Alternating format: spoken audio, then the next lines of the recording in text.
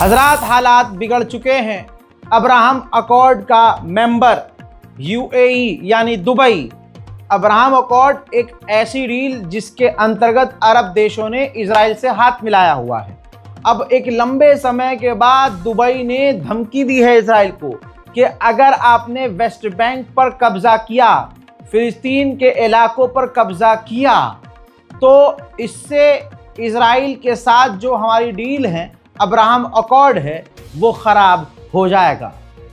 अब यूएई ने जो धमकी दी है, इसके मायने क्या क्या निकलेंगे आगे, ये तो वक्त बताएगा। लेकिन हाँ, यूएई की काश ये सिर्फ धमकी ना हो तो फिर मज़ेदारी है। अब मामला बिगड़ा कहाँ से? इजराइल का जो फाइनेंस मिनिस्टर है, उसने वेस्ट बैंक का मैप जारी किया, ये देखिए।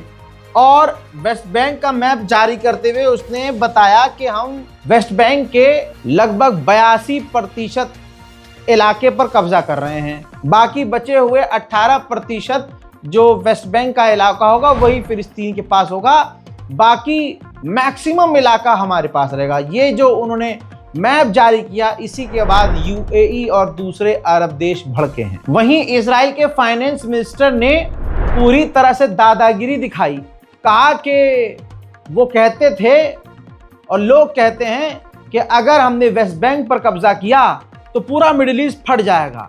मैं कहता हूं कुछ नहीं होगा, हम कब्जा भी करेंगे और कुछ मिडिल ईस्ट में होगा भी नहीं। तो देखिए, ये हरामीपने की इंतहा है। ये वही वाली बात है, बदमाशी, दादागिरी। वक्त आ गया है कि इजराइल को अब मिलकर सबक सिखाया जाए। दिक्कत सारी यही है कि मुस्लिम देश एक होना नहीं चाहते। अब सोचिए, इजराइल खुलकर पूरी दुनिया में आतंकवाद का घिनौना चेहरा साबित हो रहा है। इसकी हर हरकत आतंकवादियों से भी बदतर है। सोचिए, फ्रांस में जो एम्बेसडर है इजराइल का, उसने कहा कि जो फ्लोटिला जा रही है, जो वो काफिला समुद्री जा रहा है गाजा, मैं दुआ करता हूं कि वो लोग जिंदा रहें। यानी एक तरह से वो धमकी दे रहा है कि वो फ्लोटिला काफिले वाले मारे जाएंगे। उधर इजराइल ने ऐलान किया है कि गाजा के अंदर हमने अपने ऑपरेशन का दूसरा पार्ट शुरू कर दिया है। उधर यूरोपीय यूनियन के चीफ ने साफ कह दिया है कि हमारा ये ग्रुप फेल हो रहा है, हम इजराइल के खिलाफ कुछ नहीं कर पा रहे हैं। सोचिए, दुनिया के तमाम बड़े संगठन आज अपने मुंह से कह रहे हैं कि हम इजराइल के आतंकवाद के खिलाफ कुछ नहीं कर पा रहे हैं। ब्रिटेन का पार्ट है स्कॉटलैंड, और स्कॉटलैंड के जो प्राइम मिनिस्टर हैं, उन्होंने साफ कहा है कि इजराइल को ये जंग रोकनी होगी, हमें फिलिस्तीन को मान्यता देनी चाहिए और इजराइल को गाजा से बाहर निकलना चाहिए। वहीं मेरे दोस्तों, गजा के अस्पताल के ऊपर ये तस्वीर देखिए। गाजा के अस्पताल के ऊपर इजराइल के ड्रोन लगातार उड़ते हुए नजर आ रहे हैं। पिछले 24 घंटे में भूख से 6 और बच्चे गाजा में तड़प तड़प कर मारे गए हैं। खबर यह भी आ रही है कि फ्रांस के राष्ट्रपति इमैनुअल मैक्रोन ने नेतन्याहू से रिक्वेस्ट की थी कि मुझे इजराइल आने दीजिए, जिसके बाद इमैनुअल मैक्रोन को साफ इनकार कर दिया नेतन्याहू ने और कह दिया कि ये वक्त सही नहीं है कि आप यहां पर आएं। डोनाल्ड ट्रंप ने सोशल मीडिया के जरिए हमास से कहा कि हमास इसी वक्त 20 हॉस्टेज को रिहा करे, 2 न 5 न 7। अगर अभी हमारी बात मान लेता है हमास और 20 इजरायली कैदियों को रिहा करता है, तो ये जो सब कुछ हो रहा है ये इसी वक्त बंद हो जाएगा, सब खत्म हो जाएगा। सन 1979 में इजिप्ट और इजराइल की डील हुई थी कि सेना में सिर्फ 22,000 सैनिक तैनात करेगा ताकि इजराइल अपने आप को सेफ महसूस करे। लेकिन इस वक्त इजिप्ट ने यानी मिस्र ने सिनाई के इलाके में 40,000 फौज तैनात करी हुई है। यानी जो 1979 की डील थी, इस वक्त इजिप्ट उस पर थूक रहा है। वहीं इजराइल जो है अपना न्यूक्लियर जो प्लांट है डिमोना, उसको अपग्रेड कर रहा है। इजराइल किसी भी परमाणु प्रोग्राम के एग्रीमेंट में नहीं है, न वो एनपीटी में है, जिसकी वजह से उसकी जांच भी नहीं होगी। वह आज़ादी से परमाणु बना भी रहा है और उसको अपग्रेड भी कर रहा है। भारत के अंडुए और अंधभक्त लगे हैं, इजराइल हम तुम्हारे साथ हैं, आगे बढ़ो, हम तुम्हारे साथ हैं। उधर इजराइल की जनता पूरी तरह से नेतन्याहू के खिलाफ है और नेतन्याहू के घर के बाहर प्रदर्शन हो रहा है। हालात इतने खराब हैं, जरा ये तस्वीर देखिए, नेतन्याहू के घर के बेहद करीब इजरायली सेटलरों ने, इजरायली लोगों ने प्रदर्शन करते हुए गाड़ियों में आग लगा दी। ये गाड़ी जिस जगह जल रही है इसके बेहद करीब ही नेतन्याहू का घर है। इसी दौरान इजराइल ने अपनी एक सैटेलाइट भी लॉन्च कर दी है और इजराइल ने कहा है कि इस सैटेलाइट से हमें दूसरों पर नजर रखने में मदद मिलेगी। वहीं गाजा में इजराइल के आतंकी हमले में एक और पत्रकार की मौत हो गई है। गाजा के अंदर रात को, ये तस्वीर देखिए, एम्बुलेंस के करीब इजराइल ने बमबारी की है। लगातार गाजा के लोगों को मिटाया और मारा जा रहा है। हम रोज खबर सुन रहे हैं और फिर भूल जा रहे हैं। यूएन के फॉर्मर चीफ ने कह दिया है कि इजराइल वॉर क्राइम कर रहा है। सुन लीजिए। You see, what happened in October is that the Israelis got their talking points out brilliantly. And as someone who's done public communications, I can recognize. So the narrative went out. It was a surprise attack. There was no real context. There were Hamas butchers. They killed 1,400 people or 1,200. There was no context. Israel could do whatever it liked in order to implement its right of self-defense. Israel has a right to defend itself. Israel must have that, does have that right to defend herself. All of those talking points are wrong. There was a context, the context of 1948, the dispossession of the Palestinians, the context of 1967, the context of the occupation, 2007, the context of the blockade, and then all the conflicts that happened since then. The idea that Israel has the right of self-defense. According to the 2004 legal opinion of the ICJ, occupied people... अब सीधा हिसाब है Israel का। जो फिलिस्तीन के साथ है वो इस्लामिक आतंकवादी है और जो इजराइल के साथ है वो दुनिया का सबसे पीसफुल आदमी है, पीसफुल देश है। बेल्जियम के लिए ऑफिशियली पोस्ट किया है इजराइल के प्राइम मिनिस्टर ऑफिस ने। बेल्जियम का जो प्राइम मिनिस्टर है वो वीक प्राइम मिनिस्टर है, वो कमजोर है और जो ये कदम हमारे खिलाफ उठा रहे हैं इसका खामियाजा उन्हें भविष्य में भुगतना पड़ेगा। हजरात, आप सोचिए, पूरे गाजा के लोगों को, तवज्जो दीजिए, पूरे गाजा के लोगों को इजराइल ने सिर्फ 12% गाजा की जमीन पर समेट कर रख दिया है। वहीं इजराइल के सेटलरों की हरकत देखिए।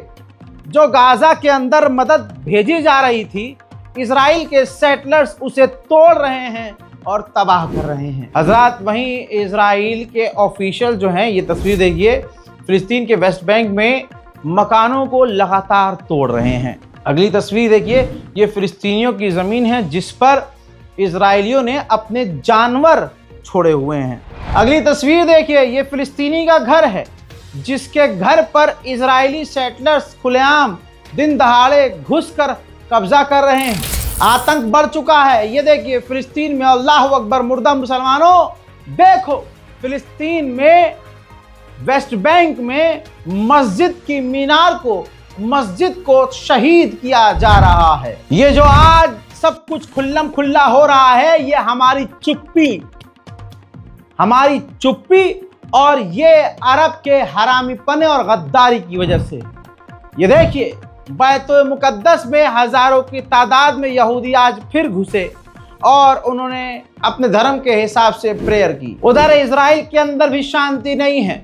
नेतन्याहू और गवर्नमेंट के खिलाफ सड़कों पर रैली, मोटरसाइकिल रैली निकाली गई और मांग कर रहे हैं इजरायली लोग कि डील कर ले नेतन्याहू और कैदियों को, हमारे हॉस्टेज को हमास की कैद से आजाद करवाए।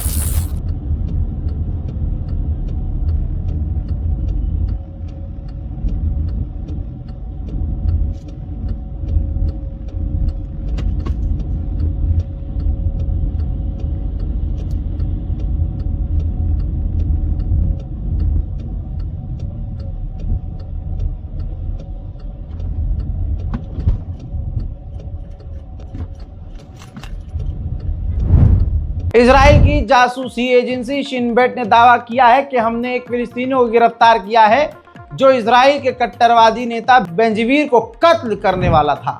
सोचिए, सिर्फ 2 हफ्ते के अंदर अंदर 100 से ज्यादा फिलिस्तीनी वो हैं जो भूख से तड़प तड़प कर मारे गए। आपका क्या है? आप बिरयानी खाइए, आप कचौरी खाइए, आप नहारी खाइए, आप खाते रहिए। वहीं हूतीज ने 2 मिसाइल, तस्वीर देखिए, 2 मिसाइल इजराइल पर दागी जिन्हें इंटरसेप्ट किया गया है, इजराइल ने रोक लिया है।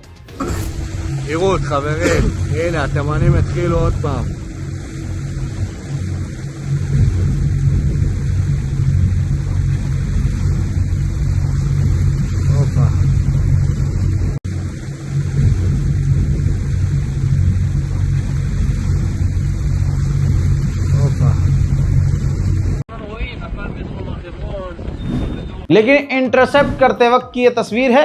इंटरसेप्ट करने के बाद भी मिसाइल का एक हिस्सा इजराइल के ही इलाके में गिर गया था, जिसके बाद वहां से धुआं निकलता हुआ आपको नजर आ रहा है। ये तस्वीर दिखा रहा हूं, ये सरकारी इजरायली दफ्तर है। वहां पर मिसाइल का जो हिस्सा है, हूथीस की मिसाइल का हिस्सा वहां आकर गिरा है। यानी हूथीस की मिसाइलें रोकी तो सही इजराइल ने, लेकिन गिरते गिरते उसका टुकड़ा ही इजराइल के ऑफिशियल यानी सरकारी दफ्तर में आकर गिरा। वहीं इजरायली ऑफिशियल ने बड़ी बात कह दी कि हमने पूरी ताकत से जो यमन पर हमले किए हैं उससे यमन पर कोई फर्क नहीं पड़ा है, यमन की आवाम और उनकी मेंटालिटी पर कोई फर्क नहीं पड़ा है और यमन में सब कुछ ठीक ठाक है।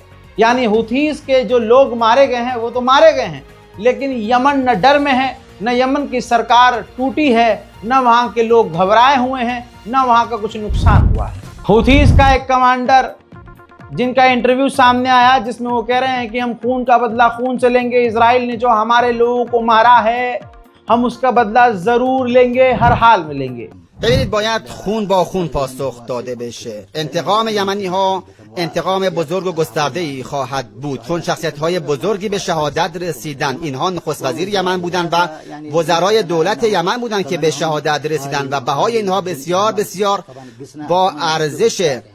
یعنی اگر در سطح انتقام گیری حساب کنیم، انتقام آنها باید گرفته بشه در سطح بالا. ما کشتی اسکارلت را هدف قرار دادیم، کشتی نفتکش رژیم صهیونیستی را. این مقدمه است برای انتقام گیری یمن. اولین پیام این است برای آمریکا و رژیم صهیونیستی و در چارچوب همین उधर तुर्की के राष्ट्रपति रजब तैयब एर्दोगान ने कहा कि नेतन्याहू काफिर है और हमने उस काफिर कातिल से, उस मुल्क से तमाम रिश्ते नाते तोड़ दिए हैं। हालांकि गधे का गू भरोसा करे इस कुर्दोगलू पे, लेकिन क्योंकि खबर है तो दिखाना पड़ेगा। देखिए, Onun için biz şu anda Filistin'de olan bütün bu Netanyahu denilen gaddarın, kafirin o kıyamına asla seyirci kalamayız.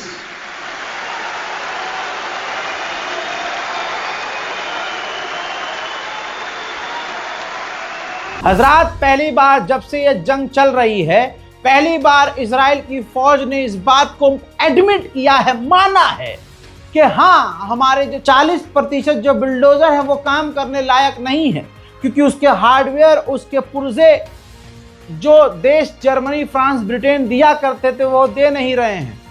वहीं कुछ हथियार, कुछ टैंक और उनके भी कुछ पार्ट्स जो खराब हो गए और उनकी वजह से वो टैंक और वो हथियार काम नहीं कर रहे।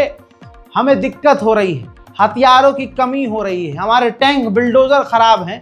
पहली बार इजराइल की सेना ने इस बात को कबूला है। वहीं मेरे दोस्तों, इजराइल ने लेबनान पर भी आतंकी हमले किए हैं। कई सिविलियंस के मारे जाने की खबर है। लेबनान से जो तबाही की तस्वीरें आई हैं इजरायली एयर स्ट्राइक के बाद, वो ये है।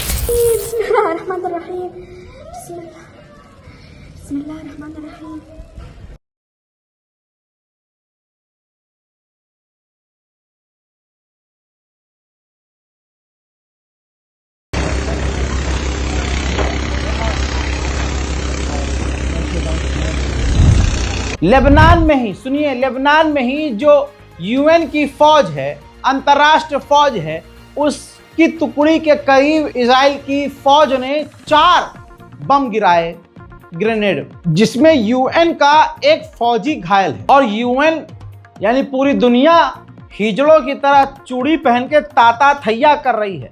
बताइए, यूएन की फौज का जवान घायल हुआ और यूएन हिजड़े की तरह चुपचाप देखता रहा और दुनिया चुपचाप देख रही है। हजरात, एक नई चीज पता चली है।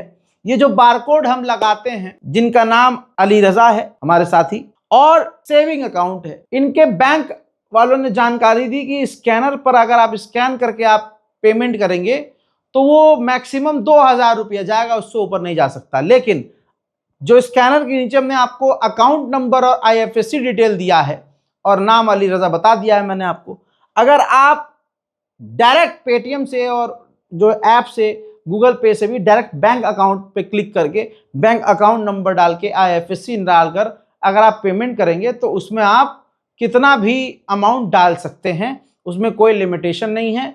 स्कैनर एक वक्त के लिए बंद हो सकता है, लेकिन डायरेक्ट अकाउंट में अगर आप पेमेंट करते हैं तो वो पेमेंट हो जाएगी, ऐसा हमें कोटक महिंद्रा बैंक वालों ने बताया है। तो एक बार ये भी ट्राई कर लीजिएगा, क्योंकि बहुत लोग कह रहे हैं बार बार मिलकर के रजा भाई गाजा की मदद के लिए हम क्या करें, वो स्कैनर काम नहीं कर रहा है। तो आज मैंने आपको सॉल्यूशन दे दिया है। पूरे मिडिल ईस्ट में इजराइल का ही आतंक है। लेबनान मैंने दिखा दिया, गाजा मैंने दिखा दिया, वेस्ट बैंक मैंने आपको दिखा दिया।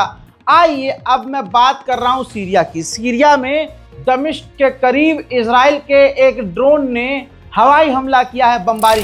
उधर देखिए अमेरिका के विदेश मंत्री ने, अमेरिका ने इस पूरी दुनिया में अगर आतंक फैलाया है तो अमेरिका ने फैलाया है। इसी हरामी ने खुले सांड की तरह इजराइल को छोड़ा है। अमेरिका के विदेश मंत्री ने कहा कि अगर आप वेस्ट बैंक पर कब्जा करते हो, फिलिस्तीन के अगर वेस्ट बैंक पर आप कब्जा करते हो तो हम आपके रास्ते में नहीं है, यानी पूरी तरह से कब्जा कर लो, हम कुछ नहीं कहेंगे। यही हराम के पिल्ले फिलिस्तीन पर, गाजा पर और आसपास के देशों पर इसी कुत्ते से कब्जा करवाने की तैयारी में है और पूरी दुनिया में फसाद की जड़ी अमेरिका है। एक से बढ़कर एक जलील अमेरिका, इजराइल। इस रिपोर्ट को शेयर कीजिएगा, अपनी राय कमेंट में लिखिएगा, हमारे चैनल रज़ाग्राफी को सब्सक्राइब कीजिएगा ताकि आपको दुनिया की बड़ी खबरें मिलती रहें। जय हिंद।